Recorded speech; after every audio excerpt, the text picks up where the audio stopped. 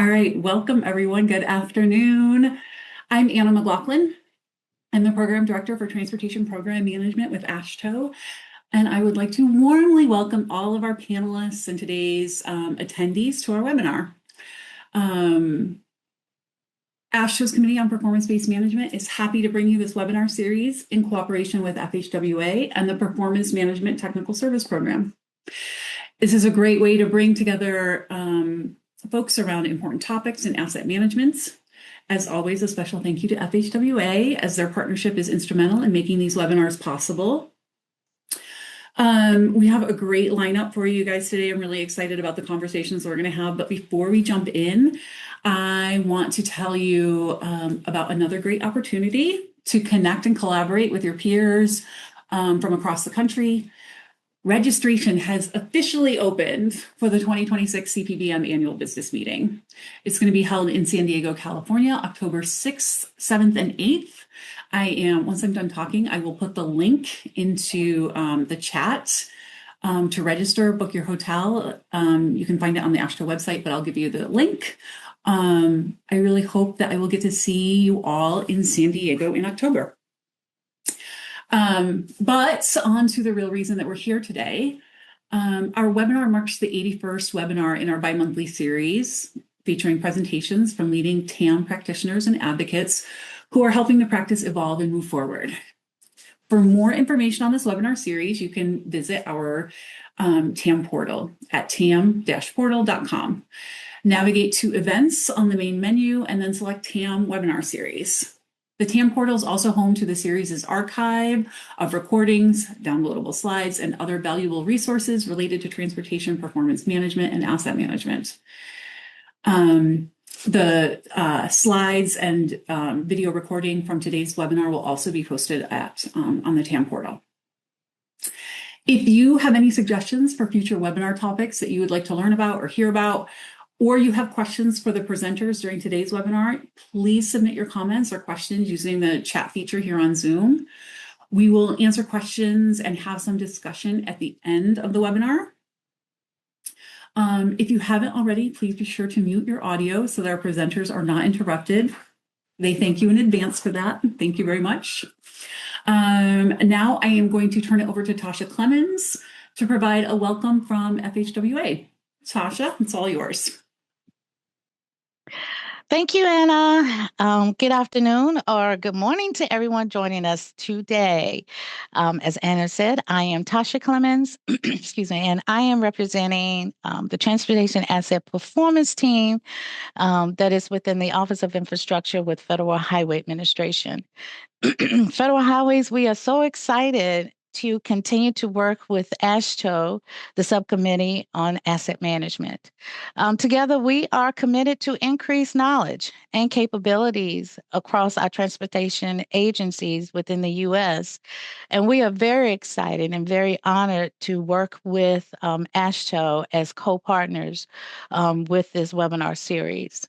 As Anna has just mentioned, we are extremely excited with the fact that today marks the 21st webinar in this series. And we are very excited about our presenters today. Our presenters will speak on the how of making transportation asset management real inside of agencies. For instance, on how to build genuine executive support, also how to create practical structures as well as routines that sustain adoptions and for navigating cultural changes across multiple functions. And so with that, again, we just want to say hello to everyone. Thank you for your participation. We really think you're going to enjoy today's presentations. So with that, I'm going to turn it over to Hayana Park of Spy Pond Partners, who's going to give us an overview of today's webinar, as well as go through the agenda for today. Hayana, and thank you, everyone. Thank you, Tasha. As Tasha mentioned, I'm Hayana Park with Spy Pond Partners. For this webinar, the primary learning objectives are to identify mechanisms for improving TAM culture and change management, explore actionable strategies for advancing collaboration and organizational alignment, highlight the importance of good leadership in TAM organizational management. And as always, share lessons learned, ideas, and knowledge.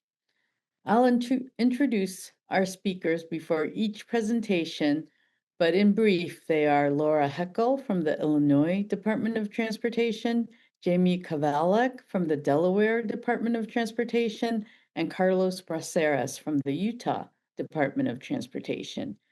And one last reminder, please mute your microphones and submit your questions through the Zoom chat. We'll now hear from our first presenter, Laura Heckle. Laura has been the asset management engineer at the Illinois DOT since 2018. She holds a degree in civil engineering from the University of Illinois Urbana-Champaign and has over 20 years of experience in the industry. Over to you, Laura. So I'm going to talk a little bit about how Illinois has approached organizational leadership and culture change. We started from basically ground zero, which kind of dictated which way we went, and I think you'll see through the presentation that the way that we've kind of had to do it because of starting from ground zero has required that organizational leadership and culture change. We had to break down silos because we didn't build a new silo to do asset management in. So I'll just dive right into it. So in the beginning, before there was the MAP 21 edict, before there was the final rule, there was an FHWA process review with the Illinois DOT entitled Programming System Pavement Condition Improvement Projects. So they were really looking at how do we prioritize our pavement projects? How do we base it on condition? And the biggest thing that they came away with is that we didn't have a pavement management engineer. We had something that we quasi called pavement management, but it didn't use an asset management system, didn't use anything that would resemble what we're doing now. So they recommended that we at least create a pavement management engineer position in the Office of Planning and Programming. So that was done around 2012. And that was to kind of be a little bit prepared for what was coming based on MAP 21. So in 2016, that FHWA final rule on asset management plans are affectionately known as 23 CFR Part 515 that we are all very well familiar with. That came down in 2016, which really caused IDOT to say, okay, we need to get serious now about really doing not just pavement management, but asset management. So in 2017, 2018, the leadership laid the foundation for asset management at IDOT. And I came into my position in October of 2018. The position that I'm in now is the asset management engineer position that had been the pavement management engineer. They modified it when it was vacated by the previous occupant so that it would be more in alignment with what was required by that Part 515. So 2017, 2018, before I came on board, there was a whole structure created to support asset management. So from the beginning, when the rule was published, asset management has been championed by the Secretary of Transportation. They've done a really good job of saying, okay, this is what we're doing. This is a best practice. We're gonna really support this. So then again, because we did not create a new silo that was called asset management, it had to, by necessity, be broadly supported by the existing business units. So think of your Central Bureau of Bridges and Structures and your Office of Programming, your Bureau of Programming, which is where I am, along with our operations group and our materials group and our, all of the central bureaus, but then also the districts. And then all of that became coordinated by the asset management engineer. So the asset management engineer in the Central Bureau of Programming has a lot of responsibility and no authority. So we'll talk as we go on about how that actually works in practice. So just a little bit of the background, our organizational strengths and weaknesses. I actually did the weaknesses first. So big weakness, we are a decentralized state. We have 9 districts, District 1 being our Chicago and surrounding collar counties, and the other 8 being downstate. And they all have their own autonomy and 9 sets of priorities. And there's, like I said, one person unit that's coordinating all of asset management for IDOT. So what are we going to do with that? Well, we're taking that decentralized nature of our state and make it a strength. So over the last 8, 9, almost 10 years now, we've been training the programming engineers in each of those 9 districts to be pavement management engineers, to know how to ask the pavement what it needs, to interpret the results, to look at full life cycle planning over the life of an asset, of the pavement assets. And at the same time, we've got 9 bridge management engineers, 1 in each one of the districts. So we've been training them as well to be bridge management engineers. Again, looking at that full life cycle, they actually were a little bit further ahead in that they were already doing things that are now considered bridge preservation. They just weren't called that at the time, just best practices and how to keep a bridge alive for 100 years because they're so expensive to replace. So we tried to turn that strength into that weakness into a strength. So again, prioritization of TAMP by the executive leadership, ownership of the TAMP by a project management team, and I think you'll see that on my next slide. And then responsibilities for asset management were given across the whole organization. So the structure, we have that steering committee, which is the executive level management. That's your bureau chiefs, the regional engineers from the that are over the districts. So it's some deputy directors. I think I've got that on the next slide. Who all's on that? That's your top level that are really the champions across the whole organization. Below them, we have our project management team, which is more of the mid-level management, the people that report to them that are closer to subject matter experts but still have more authority. And then we've got our working groups and bridge policy group. They're in alphabetical order, not in importance order. So bridge policy group, a pavement or data policy group, a financial group, a local agency group, a pavement policy group, a performance measures group, and a risk management group. This is where your subject matter experts in each one of the bureaus and all the districts get involved and really say, okay, this is what we can actually do as part of IDOT.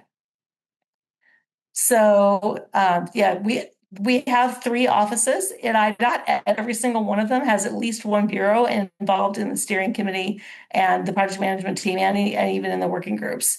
So from the Office of Highways Project Implementation, we have bridges and structures, design and environment, materials, operations, safety programs and engineering, and then all 9 of our districts. They're under OHPI. So in the Office of Planning and Programming, we have local roads and streets. We have planning, which is like our group that does the LRTP. They've done our resilience improvement plan. They're kind of the longer term thinkers. Programming, which is where the asset management engineer position is, and then research. And then in the Office of Finance and Administration, that's where our budget comes from. So you'll notice that the asset management engineer is in the Office of Planning and Programming. The districts that actually have to program the projects are in OHPI. So there's a lot of collaboration and a creative networking to make it work across the different offices because I don't have any sort of chain of command where I can go directly to the districts. We got it worked out that they let me, but it's not. If we need to enforce a new policy, it needs to go up and then back down to be able to get new policies in place. So the steering committee, we have the deputy secretary over the Office of Planning and Programming and the deputy secretary over OHPI. We have the directors of, they're below them, the directors of OP&P, the director of OHPI, and then the deputy director of OHPI. And then all those bureau chiefs that I read off from the previous screen, and then the regional engineers over all 5 regions. We had one region, and it varied which region it was by year, be on that steering committee from the beginning. But this year we get a new transportation secretary in 2025. And this year, when we really got into kicking off the updated asset management plan for 2026, she said, we need all of the regional engineers from over all of the districts to be on the steering committee because they're the ones that really have to implement the policies and procedures and processes that we're putting in place. The project management team, again, that next level below, they review recommendations from the working groups and then they make recommendations to the steering committee. And just like with the steering committee, prior to this year, there was only one program development engineer on the team to be the representative for all of them, but now we've got all 9. Again, they're the boots on the ground. They're the people that can tell us whether what we're asking them to do is reasonable or not. and then the working group subject matter experts, and all in the involved and impacted bureaus with district representation are each on each one of the working groups. So I'm going to spend some time on who's in these groups and how they operate, and I might have a few vignettes here and there about how this has worked in reality. So the Bridge Policy Group, obviously, they are the main people in charge of keeping our life cycle planning, et cetera, for our bridges going. So they're kind of in charge of the Bridges and Structures Group. With the programming bureaus on there, the district bridge maintenance engineers are involved. They determine the treatments, the life cycle planning, the policy changes, et cetera, as related to bridges.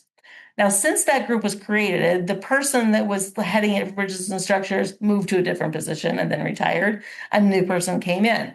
And so over the last year or so, we were talking in general about, okay, we need to update our bridge preservation guide based on things that we've learned over the last years of doing asset management. And so the guy from Bridges and Structures that's heading up that group said, okay, Laura, you make the changes and then I'll write it up. And I said, no. You make the changes and then I'll put it in the asset management plan.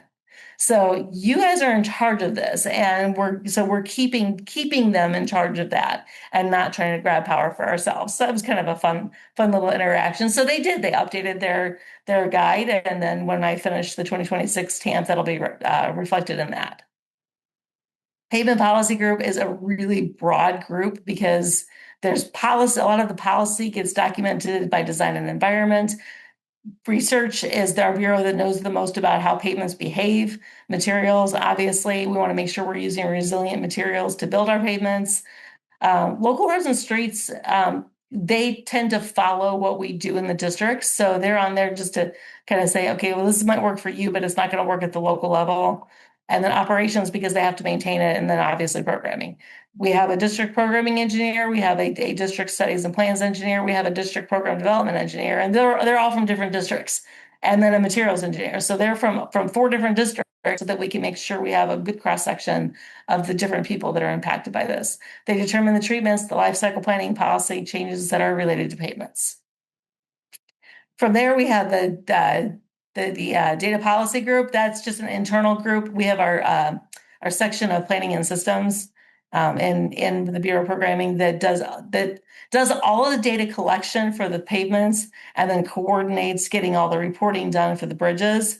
So they were really busy in the beginning of asset management, figuring out how are we going to, do we have all the data that we need? They are in charge of our DQMP, which they're updating right now. So they're not super active right now unless we need to make changes to the data that we're collecting. They are also the group that's crucial to getting data from all of our other databases into the asset management system. So they ensure the quality and completeness of the data that's used in asset management.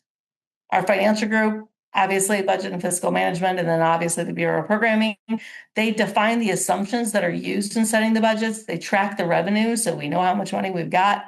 They annually set the program size for the next multi-year program. So basically they just tell us how much money we have and then we go spend it. Local agency group, this didn't exist until, let me think, I think 2019-ish was when we created that. We were trying to figure out how to get the condition data to the local agencies. And when I said, well, why don't we ask them? So we created this local agency group that involves the Bureau of Local Roads and Streets, Bureau of Bridges and Structures, planning, because they are our conduits to communicate with the MPOs, and then programming, obviously.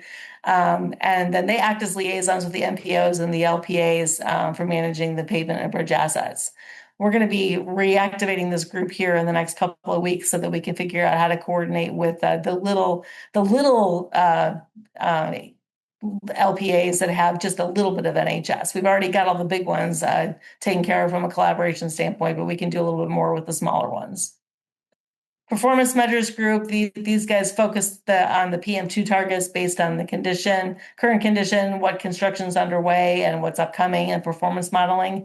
Because that PM2 window is only 4 years, and we're already into the first year of the one that we're setting the targets for this year, as far as how our fiscal year works, it has to operate a little bit differently than we do with our longer 10-year look that we do for asset management. So they're going to be diving in here in the next month on setting our 2026 goals. Risk management group. This is a really broad-reaching group because risk to payments and bridges come from so many different directions. So we have a lot of different directions that are involved in that risk group. So this group got together earlier this year and they updated our enterprise risk process for the next asset management plan. So in closing, so what's next? If you were on December's webinar, which I think is webinar 78, that's what's next, because I did a little presentation then. We're seeking to create an asset management section in the Bureau of Programming. And what this group is going to do is going to be focused on doing asset management better within the current framework. We really have had very good success with implementing processes across the departments so that asset management has become part of the fabric of IDOT. So we don't want to change that, but we need more people in programming to support what we're already doing to do it at a higher level. So we're going to maintain the steering committee project management team's working group structure and just to be able to support them better by having someone who's focused just on pavements and someone who's focused just on bridges, someone who's focused on those ancillary assets, somebody who's focused on keeping all the data going and all the analysis that's getting done in the asset management system. That's a lot. So that's kind of where we're going next, is to just try to build up that support structure and not change what we've already got working. So with that, that's what we're doing at IDOT. We'll have Jamie pull up her presentation while I introduce her. Okay. So Jamie is the Asset Management Program Director at the Delaware Department of Transportation. With over a decade of experience in fiscal and asset management, she currently oversees the development and implementation of DelDOT's asset management policies and strategies, oversees enterprise asset management planning, and coordinates the mission of DelDOT's Transportation Asset Management Plan. All right, Jamie. Well, hello, everybody. Today, I'd like to share DelDOT's journey in implementing transportation asset management, not from a technical perspective, but from an organizational one. We think about TAM. When we think about TAM, it's easy to focus on data, software, or performance measures. Those are certainly important. But in our experience, the biggest biggest challenges weren't technical, they were organizational. How do you get different business units working toward common goals? How do you gain leadership support? How do you move TAM from being a federal requirement to simply becoming the way your agency makes decisions? I'll walk through how an organizational study led to the creation of our asset management section, how we've worked to build collaboration across the department, and where we're headed next with enterprise asset management. I'm hoping this, let me see. Okay, as we start every presentation, our mission statement, excellence in transportation, every trip, every mode, every dollar, every one. So most transportation agencies already have talented engineers, planners, maintenance staff, and financial experts. The challenge isn't whether people know how to manage assets. The challenge for us is bringing all of those disciplines together around a common decision-making process. At DelDOT, we ask ourselves several questions. Who actually owns asset management? How do we make sure everyone has a voice? How do we support leadership with better information?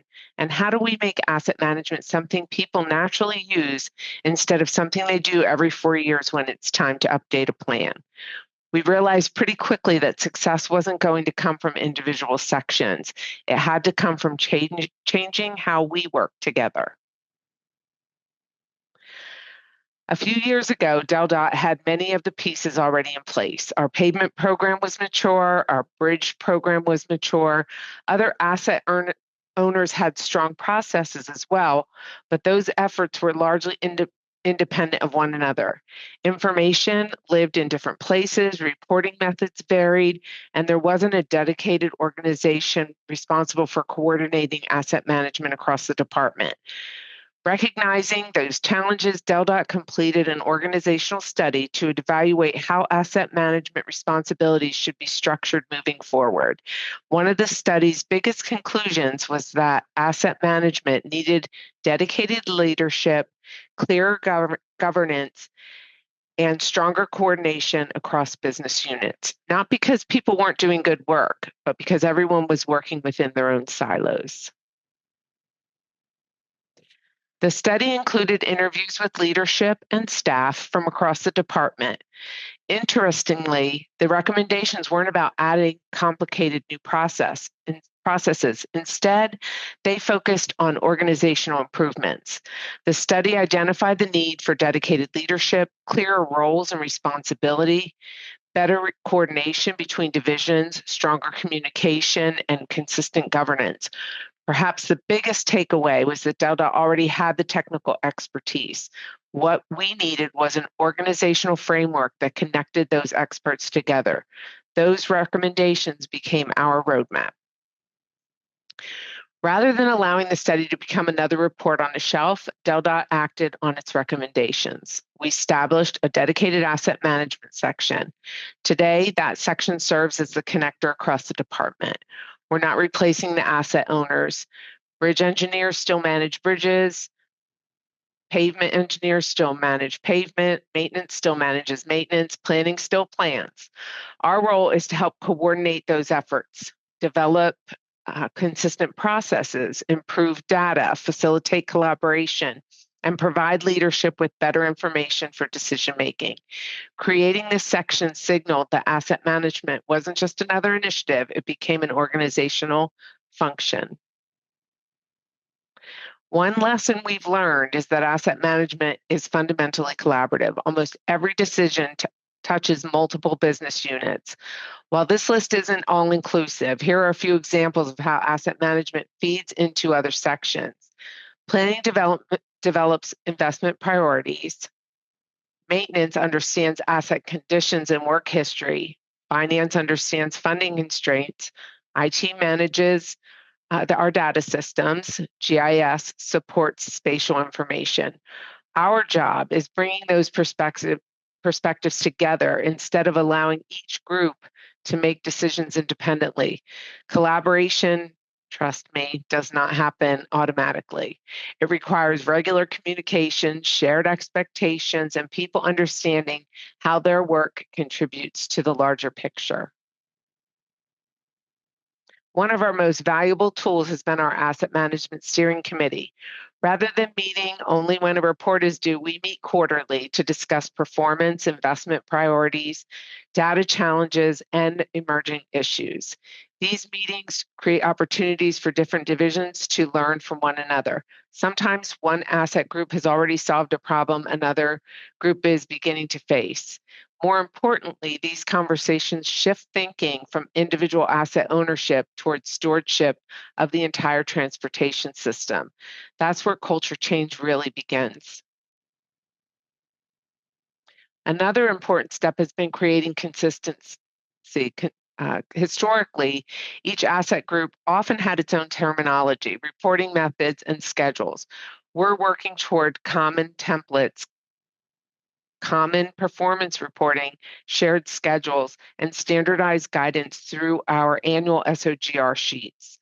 Standardization doesn't eliminate flexibility. Instead, it gives everyone a common language that makes it much easier to compare investments, communicate with leadership, and coordinate across multiple asset classes.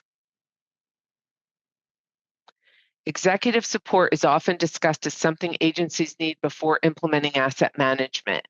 Our experience has been a little different. We are fortunate that DelDOT leadership has always seen asset management as valuable, but support grows when leadership sees value. Instead of talking about compliance, we focus on helping leadership answer important questions. What if funding changes? What are the long-term consequences of delaying maintenance? Which investments provide the greatest value? When asset management helps answer those questions, executives naturally become more invested because the information directly supports strategic decision making. For me, this slide represents the biggest success. Culture change isn't something that happens overnight. It happens when people begin thinking differently. A few years ago, asset management was often viewed as a separate activity. Today, we're seeing more groups proactively asking, how can asset management support our work? Planning wants life cycle information, maintenance wants better performance reporting, finance wants funding scenarios, IT wants integrated systems. Those conversations tell us asset management is becoming part of the agency's everyday business rather than a standalone program. Our next major step is implementing an enterprise asset management system. This isn't simply about purchasing new software, it's about connecting information that currently exists across multiple systems. And EAMS gives us the opportunity to integrate work management, asset inventories, condition information, maintenance history, and planning data into one enterprise platform. This supports better collaboration and ultimately better decisions. When people hear enterprise asset management system, they often think we're talking about software. In reality, the software is only one piece of the puzzle. As mentioned previously, many of our asset programs use different systems and processes because they evolved independently to meet specific business needs. That has worked well for managing individual asset classes, but it can make it difficult to share information and view the transportation system as a whole. Our vision is to implement an enterprise asset management system that connects these programs through common data, standardized workflows, and integrated business processes. The goal isn't to replace the expertise of our asset owners. It is to give everyone access to the same reliable information so we can make more informed, coordinated decisions across the agency. Ultimately, an EAMS supports the organizational culture we've been building by providing a single source of truth that helps planning, maintenance, operations, finance, and leadership work together more effectively.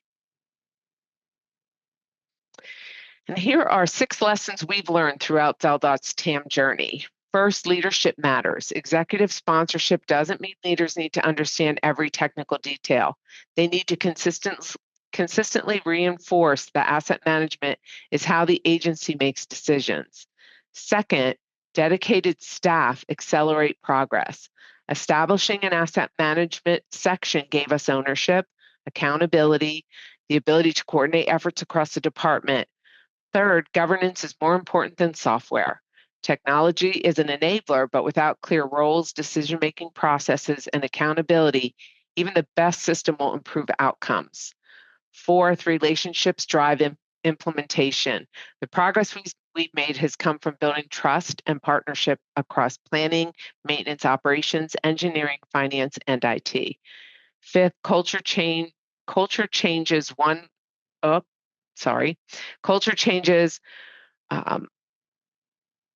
I am so sorry. One collaboration at a time. Organizational change doesn't happen through a single policy or directive. It happens through repeated positive experience where people see the value of working together. Finally, enterprise systems amplify good organizational practices. They don't replace them. As we move toward an enterprise asset management system, our success will depend far more on the organizational foundation we've built than on software itself. The technology will help us scale and sustain our practices, but people, leadership, and collaboration remain the real drivers of transportation asset management success. I'd like to leave you with one final note. Asset management isn't simply a section or a software system. It's a way of making better decisions. For DelDOT, our organizational study provided the roadmap. Creating the asset management section gave us the organizational foundation. Our future enterprise asset management system will provide the platform that connects people, data, and decisions. Together, those 3 elements are helping us move from compliance, data-driven asset management toward a true culture of asset stewardship. And that's all I have. All right. Thank you, Jamie. And so now we have Carlos Praceres. Carlos has been at the Utah Department of Transportation since 1986 and has been the executive director for the past 13 years. Carlos works to build a safe, trusted, and multimodal transportation system. He's also a prominent national leader in the sector, serving as a board member and past president of both AASHTO and WASHTO. And he was an original member of the FHWA TAM ETG. And Carlos, I think go for as long as you want, and we'll do Q&A longer if we have the time, okay? Okay, All right. that's a scary thing to say to me. Go for as long as you want. Okay, yeah. Unlike Jamie and Laura, I do not have a prepared presentation, and they were kind enough to put this fancy slide here together. I don't do well with slides, and I don't know how to make them, so sorry about that. Like Hannah said, my name is Carlos, and I've been around for a while in the department. What I thought would be a summer job has turned into now more than 40 years.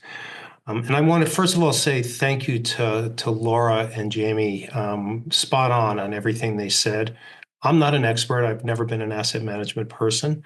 I have been, I guess, involved from the policy level. I'll give you a little bit of background. I'm going to ramble or riff or whatever, and hopefully provide some value for you here. It's funny. I was looking. I think it was Laura's slide had the timeline of asset management in Illinois.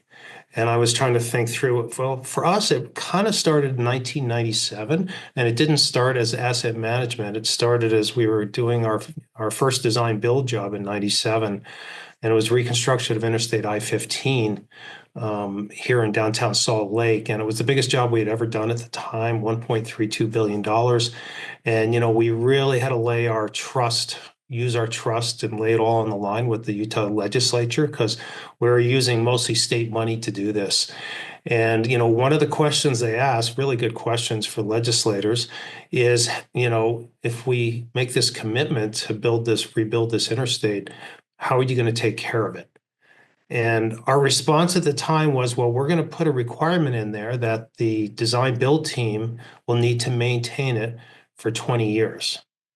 And we built that into the RFP. And during the one-on-one conversations we had with the proposing teams, we did not at that time appreciate the amount of risk that they saw in that type of proposal. They didn't know how to price it. They couldn't get bonded to do that type of thing. And we made that commitment to the legislature. And so we asked for a 10-year and a 20-year commitment to maintain what they built. And we thought we considered that we used the term quality hook. And we're going to put this quality hook in the contract, and the contractor will for sure want to build it right, because they're going to want to lower their maintenance costs on the back end. So they didn't have to turn in the price for that maintenance contract until they got near the end of the construction. And I remember when we got the numbers for those different maintenance periods, it shocked us. It was a big, big number. And one of the questions, I was the deputy director at the time. One of the questions that I asked our maintenance folks is, well, is this a reasonable number? Is this how much it would cost for us to maintain this road for 20 years? And we didn't have an answer to that. We did not have a good answer to that. But we knew we did not have the money to execute that contract. And so we went back to the legislature. And, when I say that, we went to the governor's office and legislative leadership in both the House and the Senate. And we said that, these are the numbers that came in. There isn't enough money in the project budget to be able to make this commitment. And so our proposal was, we will develop an asset management program. We had no asset management. This was May of 2001. And we had no asset management program in place. Like I said, we didn't even know, I didn't have at the tip of my finger, what is the cost to maintain this 16 miles, and I think it was 132 new bridges that we built on the project. We didn't have that type of information at our fingertips. And so, but we made this commitment because we had heard about asset management and we thought it would present a very business-like approach towards managing this very expensive new asset. And this was right before we were getting ready to host the Winter Olympics. Kind of think about May of 2001 and what happened about 5 months later, because we're in this mad rush to get ready for hosting the Olympics. 9/11 happens. And so we had a lot of stuff crashing in on us at the same time. But we had this commitment that we made to the legislature to implement asset management. They had no idea what it was. We had really no idea what we were getting ourselves into. And certainly our organization, our team members saw this as something being imposed from on top. And being in an organization, I think you can all appreciate what it's like when you get those directives from on top that you shall do this, how well those are usually received.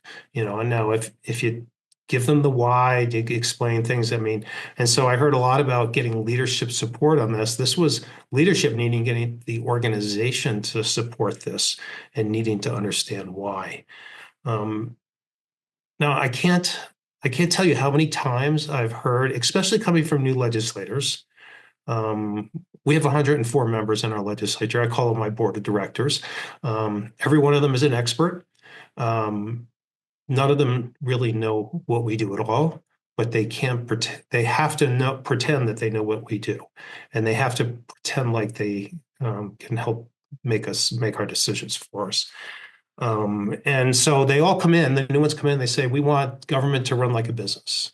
And usually after the first couple of years, they start to understand that government is a little different than a business. They don't want us to be thinking like, Jeff Bezos or whoever. But what they're fundamentally trying to get to is they're trying to get to a trust level with government. And that's our only currency we have in government is trust with the elected officials and with the public. And, if this was just engineers communicating with other engineers, we wouldn't, I think, have to formalize the process as much as we do, but it's the right thing to do. It's the right process to take. We've historically been departments of engineers. Run by engineers. You look at the hierarchy of DOTs going back 50 years when we were building the interstate systems. This was set up in a much like a military hierarchical structure of how we did things. And, the bridge people took care of the bridges and the pavement people took care of the pavements. And the maintenance people took care of really all the other stuff that was out there. And so this is now really the evolution of DOTs of transitioning from what I think of as that historic engineering organization into a business organization. We're running our organization the way a business would want to run it, which means that we're trying to make data-driven decisions that are, that address the goals that you set. Now, how you set those goals and who sets those goals are different questions. Is your goal lower cost of ownership for your assets? And I think, that resonates well with my board of directors, with my legislators.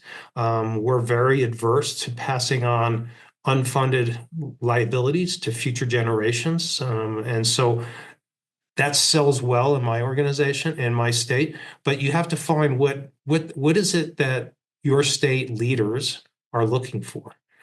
Because when we talk about assets management, we're talking about taking care of what we have, right? We're taking care of the stuff. And that's not usually something that's top of mind for any elected official because they don't see it until they hit a pothole, but they don't see it changing. They don't see the rate of decay, the deterioration curves that we're all looking at and seeing what's going to happen in 10 years and 20 years and 50 years. They're not thinking that way. They have a different design life. If you have a 20-year pavement design life, a politician has a 2-year design life.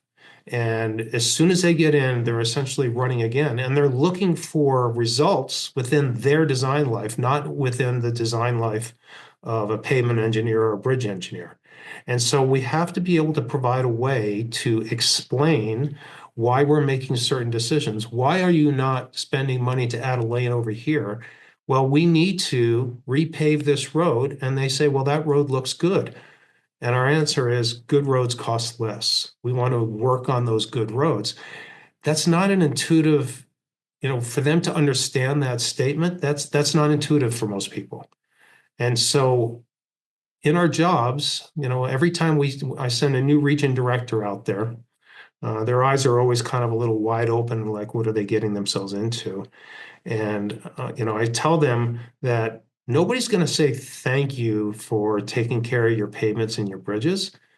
But I tell them that that's the thing that will get them fired if they don't take care of their pavements and bridges, because really the elected officials are not really focusing on that. And so that's why I really, I think asset management is so critical to how we run an organization. Now, we're in our third, I'll say our third evolution of morphing where people are, how integrated they are within the business units. We started with 2 people centrally, and it became this thing that was like, first we were trying to figure it out, and then it felt like they were having to force feed this to all the business units, to all the different regions that we have in the state. And I'm sorry, that doesn't work. I mean, I think we developed some good processes and we started getting good data, but we did not have buy-in into the, within the entire organization as to why this was part of the department, and, we've historically had planning, design, construction, and maintenance, and then we've added on the operations piece. And I consider asset management kind of the central hub to all of that in terms of how we're going to basically allocate resources to any of those pieces to better achieve the goals that we set and the targets that we set. And you have to be very clear about how you're going to establish those goals and targets and who you're going to have involved, who's going to have a say in setting those targets. And they have to be able to, if you have the right tools in place, you can kind of show, well, if I spend more money over here on capacity, then I'm going to be decreasing the amount of money I can put on my payments, whatever, it might be bridges, payments, and that's going to result in the next 20 years this condition level.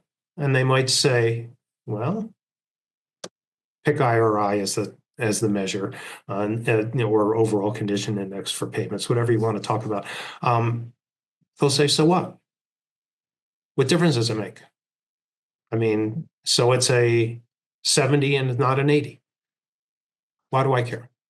And that's where we have to still, I believe, we still have to do a better job of showing how those different targets affect the things that people see and feel, how it affects safety, how it affects, how, the damages to cars, the things that people deal with every single day.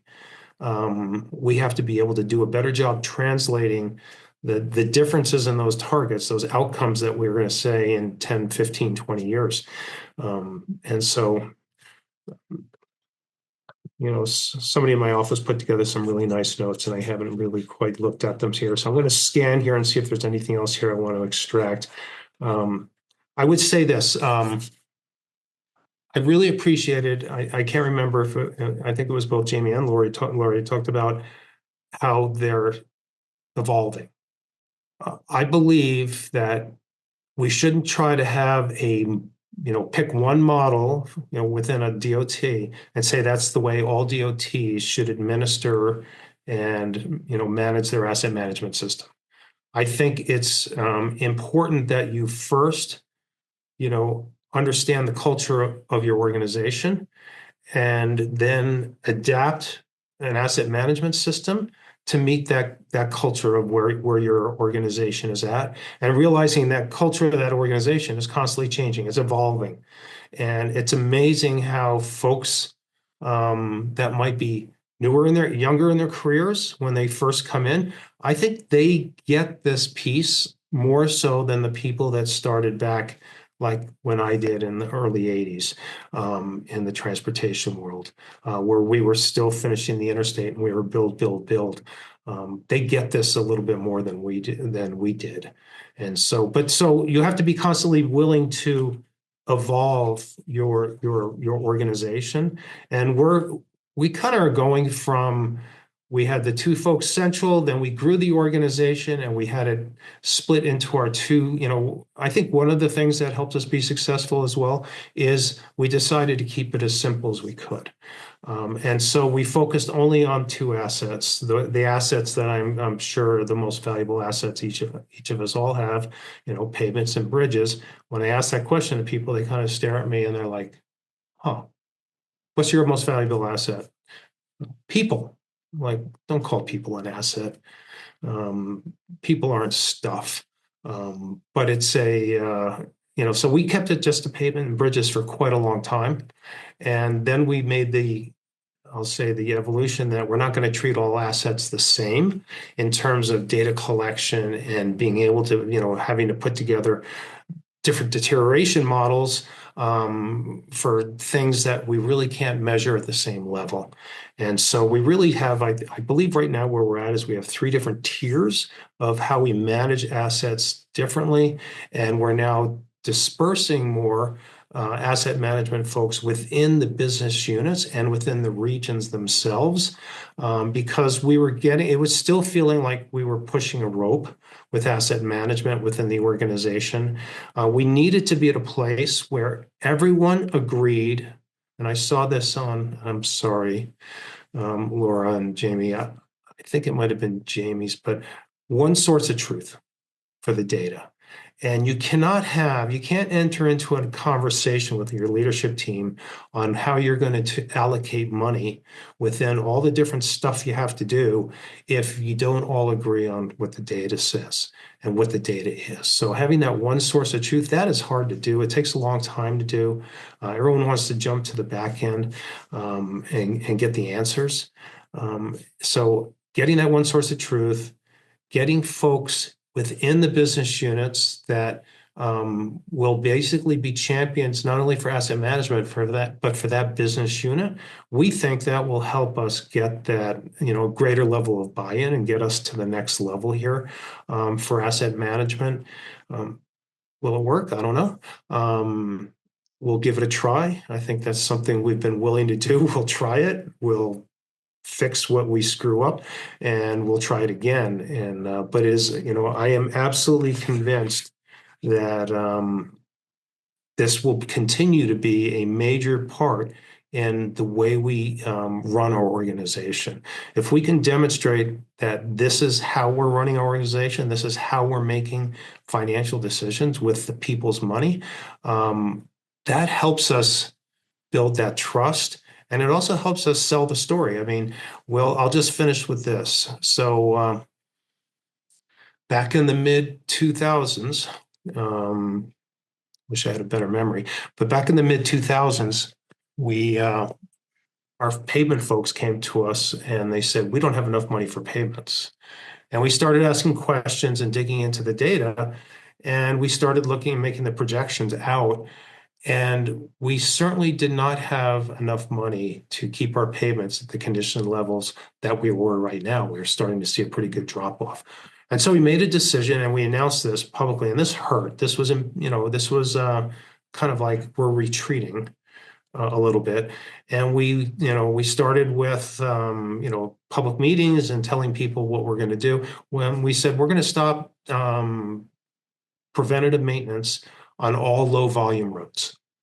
And we define that by a level of ADT, vehicle ADT and truck ADT. And essentially basically said, we're not going to do preventive maintenance on rural roads, Utah. That you can imagine how that might go over, because we, just like probably every state, you have this rural urban divide that's very real. And but we showed, because of asset management, we were able to show the business case of why we were making that decision, because it allowed us to keep the high volume roads at a stable state. And we showed how if we could do that, we could actually save money. It will cost us less. And that's where that good roads cost less piece came from. And we were able to show that, with roads in poor condition, treating a bad road where you don't have to, you can't treat it from top down anymore. You have to go treat it from bottom up. And so, and every year we would go to the legislature and we would show the graphs of how we were holding those high volume roads in good condition, but how we called them level 2 roads, how those low volume roads were deteriorating. And our models were pretty accurate with how that was happening. And for the next 6 years, we are showing this decline. And I had a senator, Senator Kevin Van Tassel, one of the bravest legislators I've met, who looked at that. He lived in rural Utah, and he said, we can't do this. This is going to be too expensive." Now it was good that he was a banker. He ran a local bank. He understood deferred maintenance. And so he put forward a proposal to raise the gas tax by 10 cents. I was like, "Kevin, you're crazy, 10 cents. And he didn't get it through the first year. The second year, he tried again. And we ended up getting a 5-cent gas tax because of how we were, not only what the data showed us, but the way we were able to communicate with that data in a business approach. It wasn't an emotional approach. It wasn't just trust us. This is what we need. We were able to show what we need and the implications of not making that investment. And we were also able to show that with 5 cents, with 10 cents, we showed different scenarios, how we could bring those level 2 roads back up to a better condition. And, fast forward, every year we show that graph, and we've been able to bring those level 2 roads back and to hold them steady with the investment that we made because of that 5-cent gas tax. Now, we're in the process now of doing taking the same approach for our bridges, because we've had the benefit in Utah. We're a little younger than some of the other states. Our bridges were not that old, relatively, but our bridges are aging, and we're growing like crazy in population. Our traffic is getting really busy, and we're building a lot of bridges. And all those bridges that we're building, because we're adding so much capacity, we're in that point now. We need to start doing preventative maintenance on them. And that is creating a dilemma between trying to keep those older bridges in decent shape versus keeping the new bridges in good shape. And so we're taking the same approach, and had our first legislative meeting in June where we presented the data to them, and it was a really constructive conversation. And so I don't know if, Hane, if any of that adds any value. That was my blabbing right now, and I'll terminate my conversation. Thank you, Carlos. So if we could get all of the panelists on the screen for Q&A, and let's start with a question from Amy Ford Wagner, who wanted to know, okay, now I don't see her question, but she wanted to know the relationship between asset management and safety. I think Carlos, you mentioned that. Does anyone want to take that on? Well, I I'm guess I hoping can- you can. All right, I'll see what I can do. So, safety obviously is paramount for any DOT. So, safety is considered in every project that we do, regardless. Now, we have not actually incorporated prioritization schema for safety in our asset management system because we just got the thing stood up in the last couple of years anyway. But the districts do consider safety in all of their projects. So if there's a project that they look at it and it's a high safety tier, it's a critical tier where they know they have a safety related issue, they won't do pavement preservation on it because they know it needs more than that. And in the same way, when the Bureau of Safety and the Bureau of Design and Environment are looking to implement a new safety policy, they'll look at, okay, can we do centerline rumble strips on which of our pavement preservation techniques?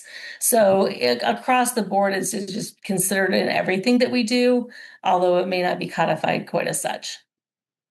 Yeah, and I'd say we are the exact same. I mean, we do our safety slide at every single Del meeting that we have, reviewing, where these accidents are happening, why they're happening, what we can do to be better preventative on that. All of our projects are involved with safety and the safe system approach. So we're in the same place. Everybody's safety is number one. Yeah, we're doing much the same. What we don't yet have, and what we need from the practitioners and from the our academic partners here is, I believe there are relationships between safety and the condition of an assets. Now, we haven't been able to isolate those asset conditions, but we have enough data to do it. So we're beginning the process of trying to look across. So is it the condition at a certain point? Does the condition of retro reflectivity on our signs or on our striping, at a certain point, do we start to see, when we look system wide at our crashes, are we seeing a differentiation in crash rates at a certain level of that, condition of striping or signs, or roughness of pavement, or tie in speeds with that, look at roadway departures and see if you're starting to see relationships there. So I think just the discipline of putting together the data and having good, accurate data, and the putting the business approach towards this is going to allow us to now start to ask questions that we're going to get to. We're going to take leaps forward in being able to make decisions that not only address assets and will help us justify asset treatments based on safety. But we don't quite have yet the analytics or the discipline to do that. There's a presentation that I think Mike Johnson with Caltrans gave a little over a year ago, I feel like, and he talked about the work that Caltrans was Yep. doing with their GIS, where they did overlay asset condition with safety Yep. data, and to actually locate hotspots to help them program their projects better. That's exactly, we're taking that approach. They worked with Deloitte on that, and we also have Deloitte in helping us do that same approach. Yeah, good. Stacy, do you want to just go unmute yourself and share your comment and question? Sure. First of all, thank you all for the history and how you got where you're at. Carlos, I know you said you didn't do well with slides, but your listening to your history and how you've gotten to where you are was really interesting. I'm especially for me, because as I'm relatively new in this position and learning more about asset management and performance and those things. I did want to ask you, I know, I'm guessing I know the answer, but I'm going to go ahead and ask it anyway. Are you all using standard software for your asset management programs, or are you all internally built with your information systems? How are you approaching the software and the data collection side of that? Well, I'll go ahead and jump in first again. Go ahead. We're using DTIMS for our asset management system. One thing that I've had to really drill into all of our business units is that DTIMS does not create data. It takes the data that you have and creates information going forward. So we have a whole bunch of databases that store our payment data, our bridge data, our what projects do we have programmed, and we integrate them all together into DTIMS. And so we have an internal, it's called TSDM, and that is kind of our data warehouse. And all of our information goes into that, which then goes back out to our GIS. This would be one of the things where I'm hoping this new enterprise asset management system we're going to be able to maybe move away from TSDM.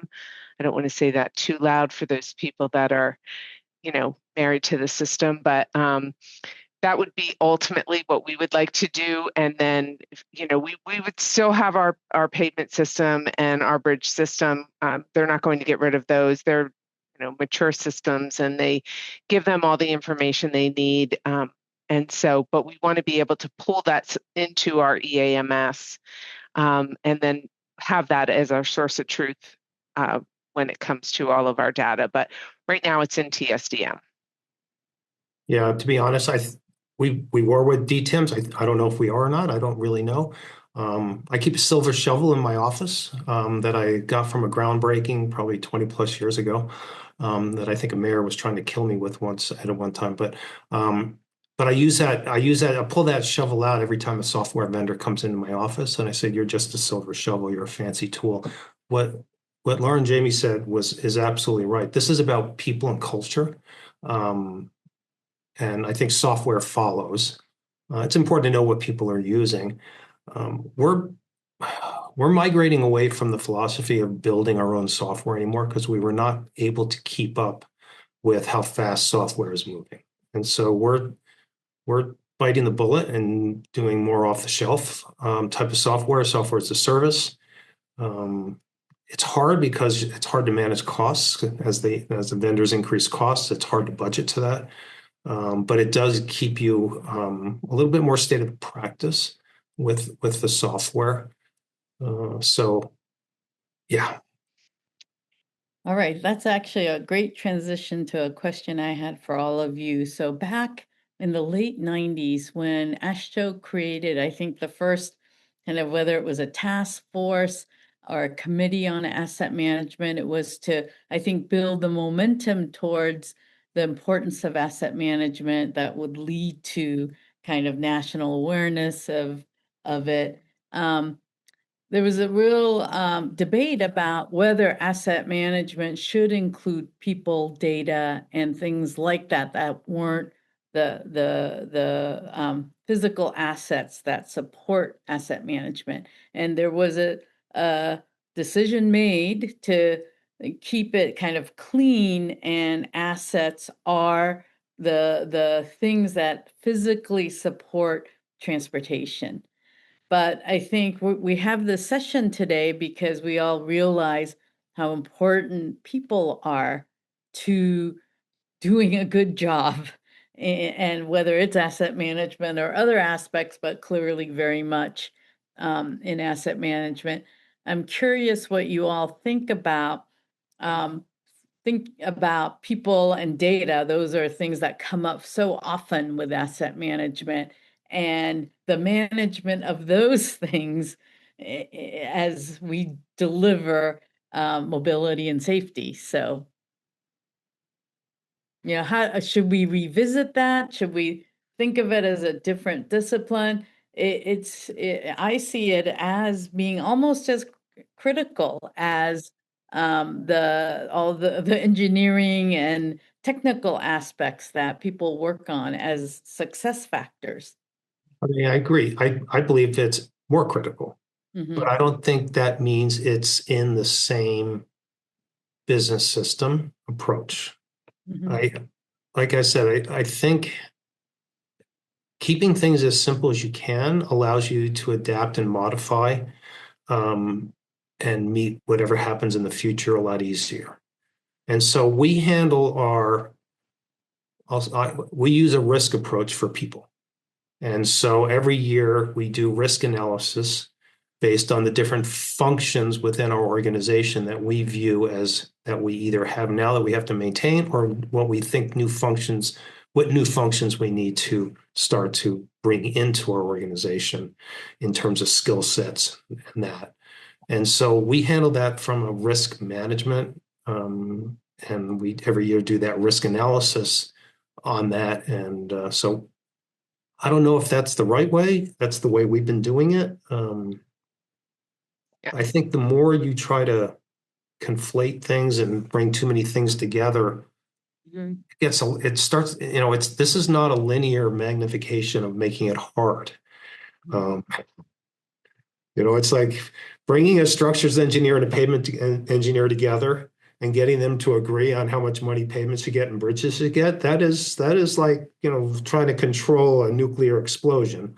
And then you bring in somebody, from the HR perspective, and I think you start getting a very, you introduce something much more complex. That's just my opinion off the top of my head. Jamie or Laura?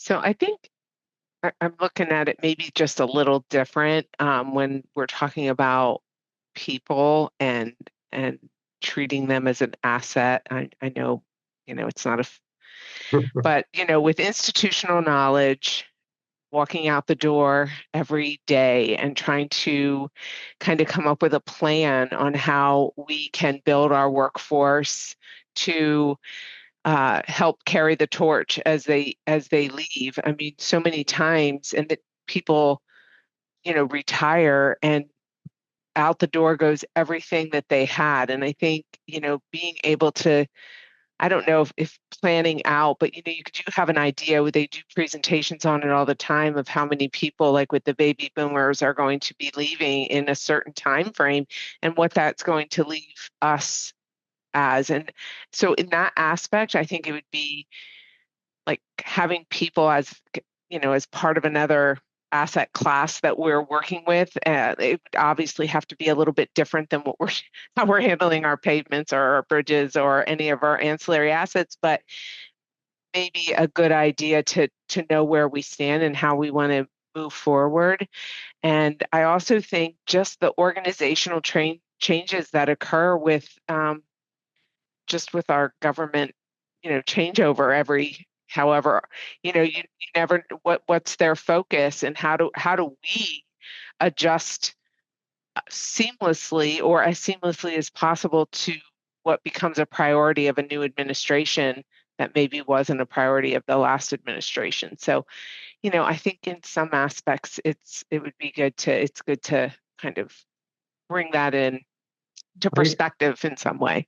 Jamie, I agree but I kind of consider what you were talking about knowledge management. Mm-hmm. And that is again, another separate discipline that, we have within our DOT. And I think most DOTs are working in this area as well, where you need to make sure that when somebody retires, that knowledge is resident in the DOT, not in that person's head and gone.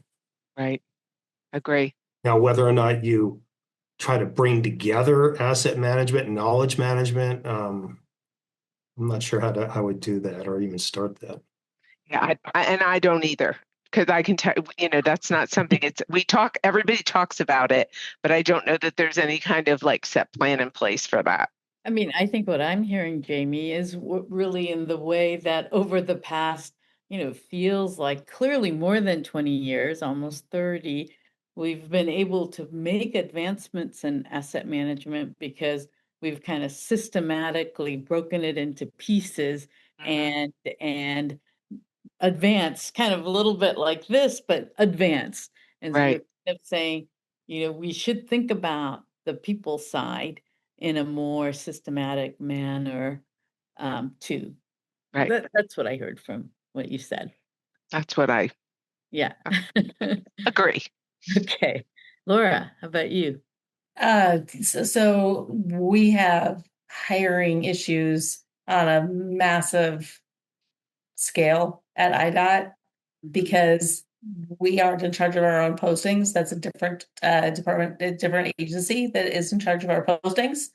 And not to get into the dirty laundry, but this is way above asset management. It's much bigger than what our program can even begin to address. I mean, we can't. It's not a problem that we can manage as part of asset management.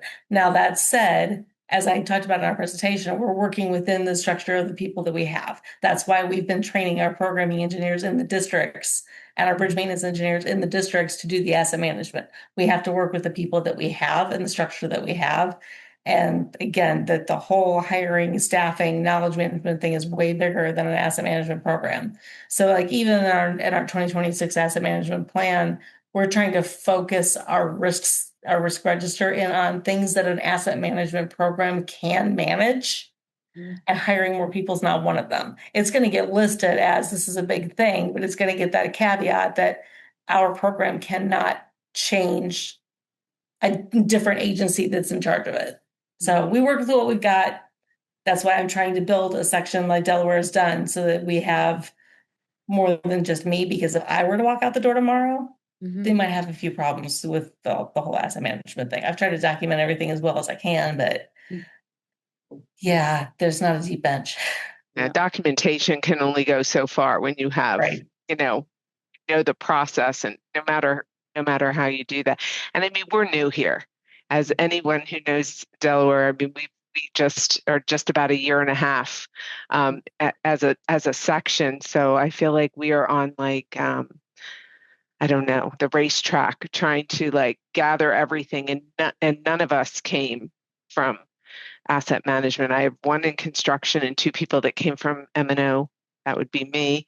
We had two of our directors that were part-timing doing the asset management thing. So thank goodness that they saw the need to have this. So we're just a small little team, but we're also a small little state. So, we're trying to learn as much as we can and as fast as we can. But knowledge is on all your SOPs that you write.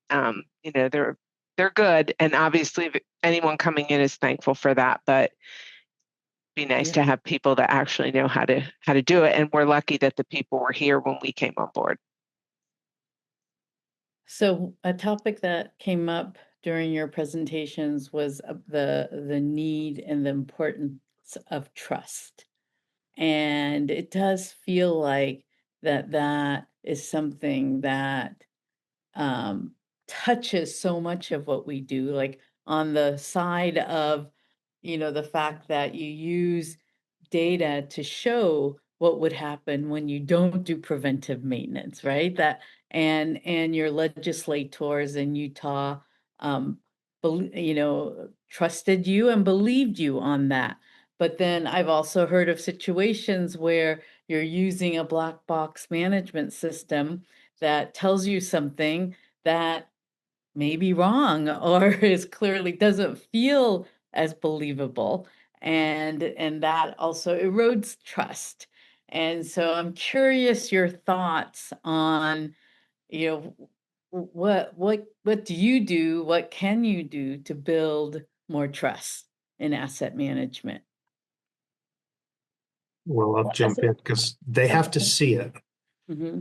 I believe. And if you remember when I was talking that, we went 6 years of every year showing what we projected and then reporting back on what was actually measured. And then when the legislators who are driving those roads are sitting there and, you can actually, you always want to know where your legislators live and where they drive, where they go, and you can start to just, in an innocent way, mention certain roads, and you can watch their heads nod because, they see it. And so I think these aren't things that you can just do quickly. I don't believe. I believe this takes time and consistency. Anybody else? Just from an internal organization standpoint, I mentioned, all the responsibility, none of the authority. So what we've built that is entirely built on trust. And the first key thing to that is listening. So listen to my districts, listen to the problems that they're having, listen to what they feel like they can implement and not put too heavy of a burden on them. And respond to them positively, because I think there's been like twice in the entire 8 years I've been in this position that I've had to go up the chain and pull rank and have somebody say, okay, you have to implement this X, Y, or Z thing. Because the extent that I can work with them directly and get them to say, okay, yeah, we know where Laura's coming from. We know that she's been listening to us. And then so we're just going to do it without it having to be like a letter of the law thing. So it is with the districts and with the other central bureaus too. I kind of just describe myself as the diplomat in chief, and it all is the foundation of listening first and then taking what they say into consideration before we enact policy. I think that's a really good point, Laura, is understanding the pressures that they're under and trying to see the pressures that those regions, divisions, whatever are under, and trying to find ways to help them be successful as well. It's not all of what you say or nothing. Jamie? Yeah, I think for us, there, number one, I'll go back to us being a smaller state. So, I mean, we can get from one end of our state to the next in, an hour and a half. So it's nice that we can have that like one-on-one. We can go right to the districts. Like we do day trips in our little section. We were just out recently, fact checking flooded roads because that is a big issue in Delaware. We are the lowest lying state, and so we have frequently flooded roads that flood on a sunny day just because the tide is high. So we get out there a lot. We do have our our asset stewards. We meet with them regularly with our SOGR sheets that we're doing, and we trusting the data that's being provided is huge. And which again, go back to our new EAMS, but right now they're working and they're with their individual, however they are collecting their data. A lot of them have contractors that go out and get data for them, and trusting that data and then seeing that we're doing something. We are making recommendations. We have a leadership meeting. We meet, they tell us, hey, these are the scenarios. This is what's going to help us. This is what we need. And then we take that to leadership on their behalf. So I think just seeing that we are on their side, like we want to see their assets be successful, and bridges, especially our ancillary asset stewards, because I think sometimes they feel, it's always bridges, pavement, because they're so huge that they feel maybe a little bit like, do we matter? But when they see that we are like, yeah, you do matter, and we know that you need extra money, and we made it happen for 2 different groups earlier this year, just to give them a little extra money to say, hey, if you don't do this, this is what's going to happen, and we don't want to see that happen. So I think it's just lots and lots of communication, making sure they're confident in the data and seeing that we're responsive to their needs, and that it's the entire organization, not just certain assets. Great. Amy, do you want to just unmute yourself and ask your question? I'll try. Can you hear me? Yes. Oh, great. Thank you. Yeah, I just wanted to ask about your relationship with the private industry, and as you've focused on asset management, are you finding like capacity constrictions with the private industry? Are you finding them willing to experiment with different kinds of treatments? And yeah, wondering how you involve the industry in these analyses. You're asking, to what degree they're collaborating and working in partnership with the private industry folks? Yeah, and maybe in your industries, all of the asset management is carried out internally. I'm not sure, but here in Hawaii, we do a lot of working with contractors to carry out the program as well. So I was wondering what your relationship is with the private industry. Who wants to start? Well, we do it all internally. We hire consultants, and obviously our partners from the software companies help us. But it's the contractors that execute the outcomes of the decisions that are made in asset management. But they're not involved really in making that. I would find that would have a little bit of potential conflicts in there. If you have private companies that could benefit from certain investment decisions, I certainly wouldn't want them to be having their fingers on the switch or have any perception of being able to influence an outcome. So it's done internally.